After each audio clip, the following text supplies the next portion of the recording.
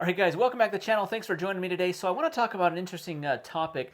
This came up, a buddy of mine, we were talking about buying a used Model 3 versus a new Model 3.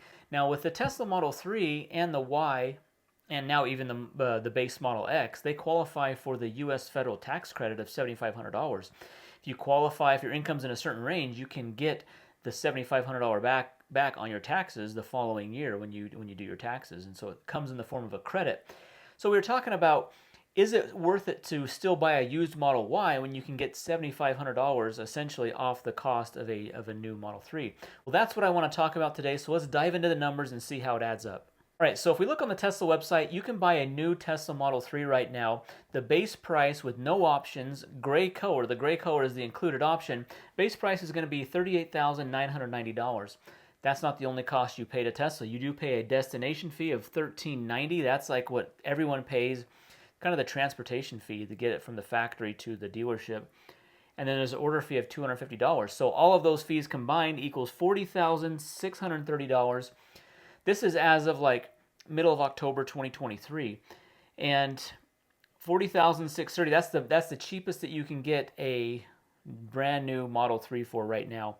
Now, you do have to pay sales tax on that. I'm going to base it on my sales tax rate of 7.25%. That's my current sales tax rate. So 7.25% of this number is $29.45 is my sales tax. I'm not going to add in my registration or title fee or insurance. I really just want to look at purchase price and sales tax when I'm looking at the difference here. So that brings me a total of $43,575 for this car. Now, if we take off the $7,500 tax credit, let's just assume that you owe at least $7,500 in taxes and that you qualify, your income's in the range to qualify for that. That would bring the effective price of this car to $36,075. Here's something interesting about this comparison, though. If you're going to pay cash for this car, let's say you don't want to finance. Right now, interest rates are high, and so maybe you don't want to pay cash for it. Maybe you don't want to finance it, you want to pay cash. Well, you're still going to have to come up with $43,575 to pay to Tesla for this car. The $7,500 doesn't come back until you do your taxes the next year, and that's assuming that you qualify for the tax credit, and two, that your tax liability is at least $7,500. If you only owe $5,000 in taxes, you're only going to get $5,000 back. You're not getting any additional money back beyond what you owe in taxes. So now let's look at a used Model 3. I've been looking at really high mileage, the cheapest ones I can find. A real quick search of like Auto Trader, for example, I was able to find cars in the high 19s, $20,000, $21,000 range. So I was looking at this one here. It's a 2018 Model 3 rear-wheel drive long range. It has about 280, new it has about 325 miles, but used it's going to have lower than that. It's probably going to have 15% battery degradation. It's probably going to have high 200s as far as the range goes. So it's going to be similar to the rear-wheel drive version.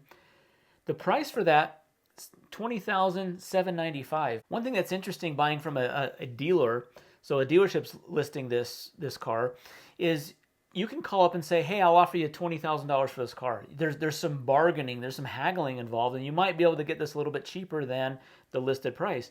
When Tesla sells a car, there is no haggling, there's no back and forth. That is kind of nice, but you are paying the exact price that they ask. With a dealership, there could be some room for negotiation on the price, especially right now. Cars are kind of sitting a little bit longer. They're not flying off the lots like they used to, so dealers might be a little more motivated to sell a car by lowering the price, $500, $600, $700, $1,000. Maybe you say I'll offer you $19,500 for this car. They could take that. So there's some additional savings, but we're going to go off this assumption that we're paying the asking price of $20,795. Here's where there's some savings. Now, because I'm only paying $20,000 for this car, it's essentially half the price of a new one. Therefore, my sales tax is $1,500. It's half of what I'm paying over here of $2,900. That brings the total cost of the car to $22,302. I do want to point this out, and I don't know if all dealers participate or the details of this, and so leave in the comments down below if you know more details, but there is a used EV tax credit available, and the Tesla models do qualify. It's $4,000. The car has to be less than $20,000, which this one is, so it qualifies. And then it has to be from a dealer. This one's from a dealer. And then your income, the income limits are lower than over on this tax credit here. So the income lower limits are like half. And so you may or may not qualify here, but if you qualify, that could potentially be another $4,000 off the price of this $22,000 bill, which is $18,302 potentially if you qualify for the tax credit. Now, this used tax credit aside, let's just talk about the price here. $22,302 compared to $36,075. That's close to $14,000. That's close to a $14,000 difference between the two cars. So I was curious to think, well, if it's just $2 or $3 or $4, maybe even $5,000 more to buy a new one, then yeah, maybe the new one is the way to go. But if you could potentially save $14,000 by buying a used one, that's not a small amount of money. That's a significant amount of money. Now one thing to note, if you're buying a used one, especially one at this price of $20,000, a lot of those have over 100,000 miles. This one in particular has 124,000 miles, so it's out of warranty. Model 3s came with a 8-year or 120,000 mile battery warranty, so it doesn't have any warranty. That would be the only downside here, is that this car doesn't have any battery or bumper-to-bumper warranty, so you would be out of warranty if any issues, problems, battery, drivetrain happens. But if you're looking for just a cheap Tesla, something just to get around in, something to drive around town, this would be a good option because, you know, you're $14,000 less than a new one. I was also reading an article about one of the highest mileage Model 3s out there.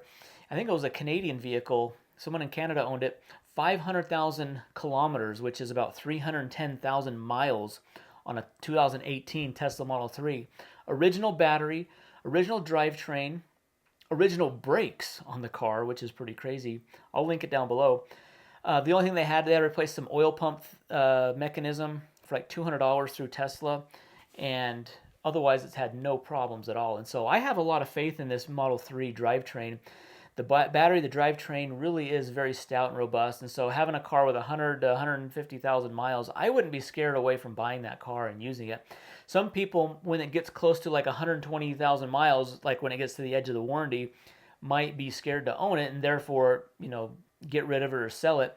That's when you can get a good price on these cars and still have a good, reliable car in your hands. Now, there is the possibility of this car over here needing a battery replacement or needing a motor or drivetrain replacement. That is an option.